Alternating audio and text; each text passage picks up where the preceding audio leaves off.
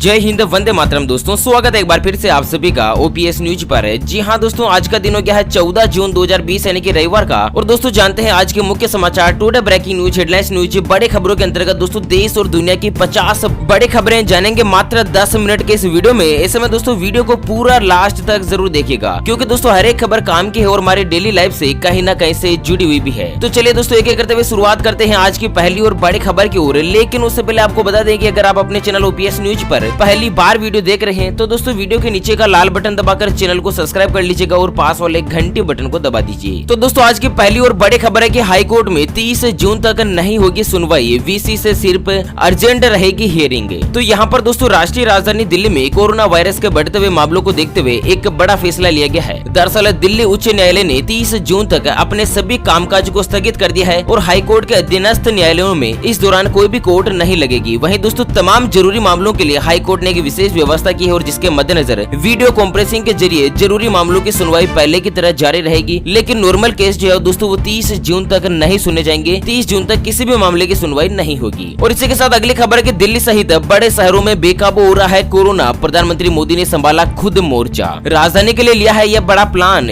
आपको बता दें कोरोना महामारी को लेकर भारत के मौजूदा हालात और आगे की तैयारी को लेकर प्रधानमंत्री नरेंद्र मोदी ने कल शनिवार को कैबिनेट के वरिष्ठ मंत्री और वरिष्ठ अधिकारियों के साथ चर्चा की है। दरअसल पीएमओ की ओर से बताया गया है कि प्रधानमंत्री मोदी ने अधिकारियों के साथ बैठक की, जिसके अंतर्गत दिल्ली सहित विभिन्न राज्यों और केंद्र शासित प्रदेशों में महामारी की स्थिति की समीक्षा की और साथ ही दोस्तों इसके ऊपर किस तरह से काबू पाया जाए इसके मद्देनजर यहाँ पर मोदी जी की 15-16 जून के आसपास देश के सभी मुख्यमंत्रियों के साथ एक वीडियो कॉन्फ्रेंसिंग बैठक की जाएगी और उस बैठक में दोस्तों निर्णय लिया जाएगा कि क्या लॉकडाउन आगे लगाना चाहिए नहीं दोस्तों, और इसके अलावा स्थिति से किस तरह से हालात पर काबू पाया जा सकता है। चलिए दोस्तों अगली खबर है कि एक हफ्ते में 4 रुपए महंगा हुआ डीजल, दिल्ली में पेट्रोल के पहुंचा भाव 75 रुपए। आपको बता दें कोरोना संकट के बीच भारत में अनलॉक 1 का दौर चल रहा है और इस दौर में तेल कंपनियां लगातार पेट्रोल और डीजल के दाम बढ़ा रही है। आपको बता दें यहाँ पर आज देश की राजधानी दिल्ली में पेट्रोल जो है 59 पैसे महंगा होकर 75 रुपए 16 पैसे, जबकि डीजल 58 पैसे महंगा होकर 73 रुपए और 39 पैसे प्रति लीटर पहुंच चुका है।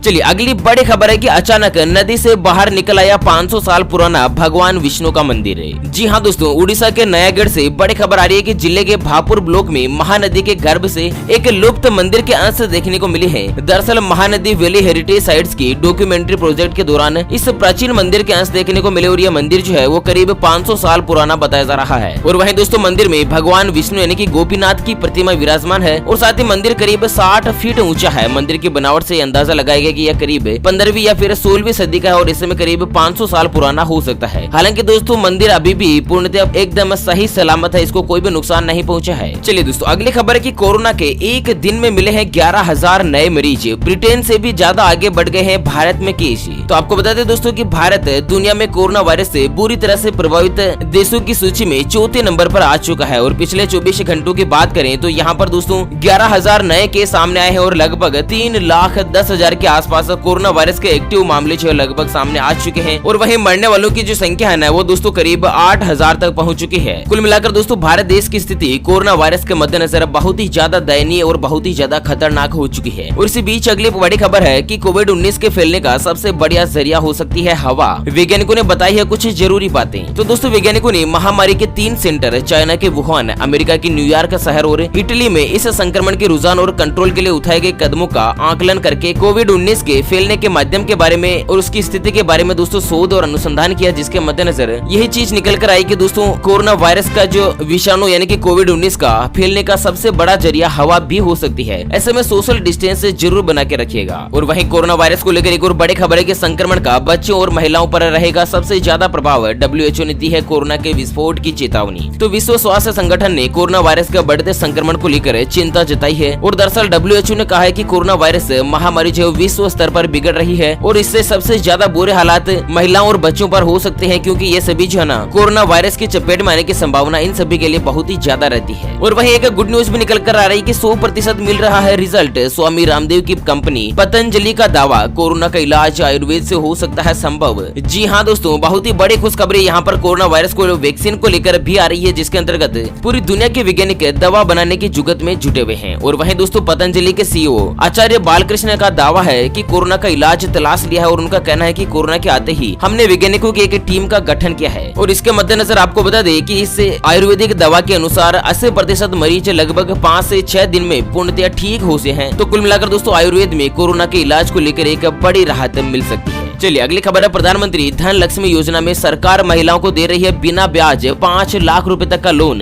जानते हैं दोस्तों क्या है इसके पीछे की डिटेल, लेकिन उससे पहले एक नजर डालते हैं आज के माइंड क्विज यानी कि गिवे वाले सवाल की तरफ। तो दोस्तों आज का माइंड क्विज वाला सवाल आप स्क्रीन पर देख पा रहे हैं। भारत की अर्थव्यवस्था में सबसे ज्यादा इनकम किस क्षेत्र से होती है? जी हाँ दोस्तों, दोबारा सुन लीजिएगा कि भारतीय अर्थव्यवस्था में सबसे ज्यादा इनकम किस स्टेज पर किस क्षेत्र से होती है। तो फटाफट से लिखना है क्वेश्चन का आंसर इस वीडियो के नीचे कमेंट बॉक्स में, और दोस्तों सही जवाब देने वाले किसी एक कमेंट्स को सेलेक्ट किया जाएगा हमारी ओपीएस न्यूज टीम की तरफ से, और उसे दिया जाएगा एक अमेजिंग और सरप्राइज गिफ्ट। तो दोस्तों जानते हैं बड़ी खबर, आपको बता दें कि पिछले कुछ समय से सोशल मीडिया यानी कि फेसबुक, व्हाट्सएप, इंस्टाग्राम, ट्विटर इन सभी जगह पर प्रधानमंत्री धन लक्ष्मी योजना को लेकर एक मैसेज तेजी से फैलाया जा रहा है, जिसमें बताया गया है कि सरकार की ओर से पीएम धन लक्ष्मी योजना के तहत 5 लाख रुपए तक का लोन 0% ब्याज पर सभी महिलाओं को दिया जा रहा है। आपको बता दें दोस्तों कि सरकार की तरफ से ऐसी कोई भी योजना नहीं चलाई जा रही है, और ऐसे किसी भी मैसेज पर आपको भरोसा नहीं करना है। यह मैसेज भेजकर आपके साथ फ्रॉड किया जा सकता है। ऐसे में जो कुछ भी दोस्तों ऑफिशियल डिटेल रहती है ना, और या कोई भी सरकार की तरफ से नई योजना आती है, तो उसकी जानकारी सबसे पहले आपको अपने चैनल ओपीएस न्यूज के द्वारा दे दी जाती है। चलिए दोस्तों अगली बड़ी खबर है कि 30 जून तक कर लीजिएगा यह काम, वरना किसी काम का नहीं बचेगा आपका पैन कार्ड। जी हाँ दोस्तों, अगर आपका भी पैन कार्ड बना हुआ है तो दोस्तों यह खबर आपके लिए कुछ महत्वपूर्ण हो सकती है। दरअसल सरकार की तरफ से पैन कार्ड को आधार कार्ड से लिंक करवाने की जो आखिरी तारीख है वो 30 जून तक के लिए निर्धारित की गई है, और इस तारीख तक अगर आप अपना पैन कार्ड आधार कार्ड के साथ लिंक नहीं करवाते हैं, दोनों को नहीं जुड़वाते हैं, तो दोस्तों आपका जो पैन कार्ड है वो पूर्णतः हो जाएगा रद्दी, और यहाँ पर किसी काम का नहीं रहेगा। ऐसे में फटाफट से ये काम जरूर कर लीजिएगा। चलिए अगली खबर है कि आरबीआई अब कर रहा है बैंक अधिकारियों की उम्र सीमा में बदलाव की तैयारी। जानते हैं क्या है इसके पीछे का पूरा मामला।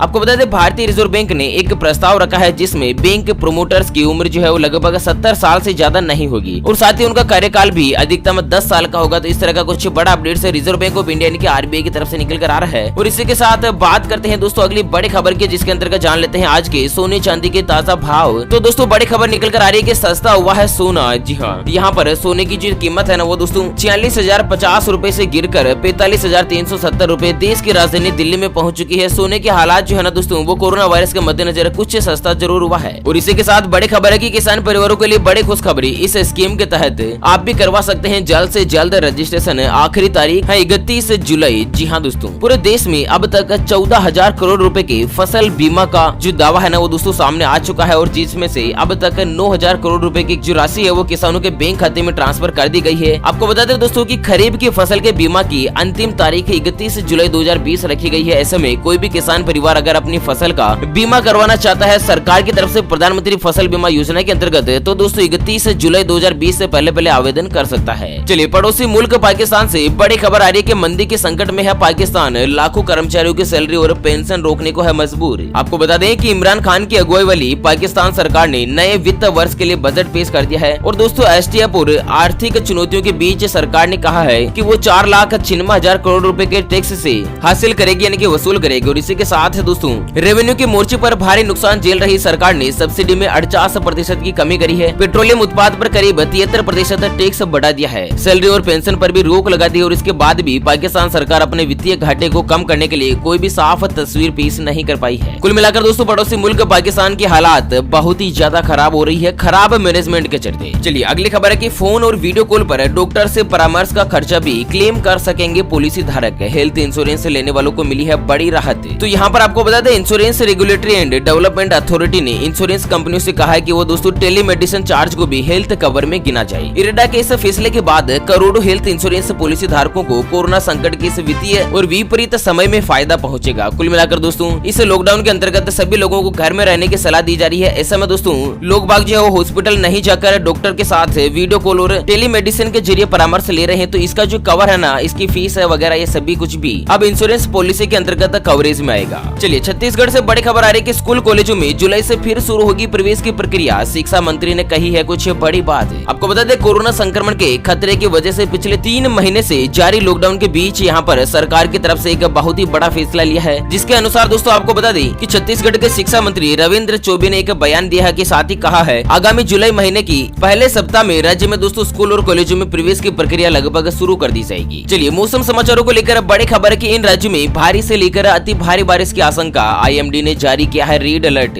जी हाँ, देश के बड़े हिस्से में मौसम का उतार चढ़ाव देखने को मिल रहा है। कहीं पर दोस्तों प्री मानसून तो कहीं पर बारिश हो रही है और कहीं भीषण गर्मी का दौर जारी है। और इसी बीच भारतीय मौसम विज्ञान विभाग ने 3 राज्यों में भारी से लेकर अति भारी बारिश का अलर्ट जारी किया है। मौसम विभाग के मुताबिक तेलंगाना, कर्नाटक और गोवा के साथ कोंकण क्षेत्र में 14 जून से ही बारिश का दौर शुरू होगा, जो कि दोस्तों लगातार 16 जून तक जारी रह सकता है। और इसी तरह से उड़ीसा, छत्तीसगढ़, मेघालय, आंध्र प्रदेश में भी भारी बारिश हो सकती है। मौसम विभाग के अधिकारियों के मुताबिक बंगाल की खाड़ी में हवा का कम दबाव का क्षेत्र बना हुआ है, जिसके कारण इन राज्यों में बारिश हो सकती है। और वहीं दोस्तों अगले 48 घंटों के आसपास देश के 4 से 5 राज्यों में मानसून दस्तक दे देगा और साथ ही बिहार, उसके अलावा मध्य प्रदेश, इन सभी जगह पर दोस्तों मानसून का आगमन जो है दोस्तों शुरू हो जाएगा। चलिए जानते हैं दोस्तों अगली बड़ी खबर है। तो SBI में आधार कार्ड से अब घर बैठे ऑनलाइन खाता खोलने की सुविधा फिर से हुई शुरू। रुपे डेबिट कार्ड के साथ मिलेगी कुछ खास सुविधाएं। तो दोस्तों इस कोरोना के संकट के मद्देनजर यहाँ पर लोग बाग जो है वो बैंक जाने से कतरा रहे हैं। सोशल डिस्टेंसिंग का पालन करना भी जरूरी होता है। ऐसे में दोस्तों अगर आप भी भारतीय स्टेट बैंक में खाता खुलवाने की सोच रहे हैं तो आपको बता दें बैंक की तरफ से ऑनलाइन खाता खोलने की सुविधा को फिर से शुरू कर दिया है। ऐसे में दोस्तों अगर आप अपने मोबाइल और कंप्यूटर की सहायता से आधार कार्ड के जरिए घर बैठे ही आप अपना बैंक खाता खुलवा सकते हैं। और इसी के साथ बैंक इस अकाउंट पर रुपे ATM कार्ड भी जारी करता है। और साथ ही दोस्तों आपके जो जरूरी दस्तावेज जैसे कि आपके खाते की पासबुक, चेकबुक, आपका ATM कार्ड वगैरह ये सभी जो है ना वो बैंक की तरफ से आपके होम एड्रेस पर आपके घर पर डिलीवरी कर दिए जाते हैं। ओके फ्रेंड्स, इसी के साथ आज के मुख्य समाचारों के अपडेट बुलेटिन को फिलहाल देते हैं विराम। फिर मिलेंगे एक और नई और काम की खबर के साथ। तब तक के लिए बने रहेगा आपके अपने चैनल OPS न्यूज पर। जय हिंद, जय भारत, वंदे